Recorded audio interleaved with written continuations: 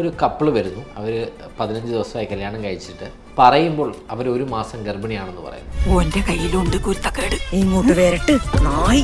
കല്യാണത്തിന് മുന്നേ തന്നെയാണ് ഞാനും പറയുന്നത്. ഇതൊരു കൺഫ്യൂഷൻ ഉണ്ടാകുന്നൊരു കാര്യമില്ലേ? ഇത് കുറച്ചധികം പേര് അനുഭവിക്കുന്ന ഒരു കാര്യമാണ്. മിക്കവാറും എന്തോ പറ്റുന്നതെന്ന് പറഞ്ഞു കഴിഞ്ഞാൽ ഇവർ കല്യാണം കഴിക്കുന്ന സമയത്തായിരിക്കും ഓവുലേഷൻ നടക്കുന്നത്. ഓവുലേഷൻ നടക്കുന്ന സമയത്ത് കോൺടാക്ട് ചെയ്യുന്നു, ആ പീരീഡ് മിസ്സാവുന്നു, കാർഡ് നോക്കുമ്പോൾ പോസിറ്റീവ് ആവുന്നു. ആക്ച്വലി കല്യാണം കഴിച്ചിട്ട് 2 ആഴ്ചയേ ആയിട്ടുള്ളൂ. എൻ്റെ അടുത്ത് വരുന്നു, ഞാൻ എഴുതുന്നു 4 ആഴ്ച ഗർഭിണിയാണ്. അപ്പോൾ അതെന്താണ് സംഭവിക്കുന്നതെന്ന് നമ്മളെപ്പോഴും കാൽക്കുലേറ്റ് ചെയ്യുന്നത് കഴിഞ്ഞ പീരീഡിൻ്റെ 1ാമത്തെ ദിവസം തൊട്ടാണ് വീക്സ് കാൽക്കുലേറ്റ് ചെയ്യുന്നത്.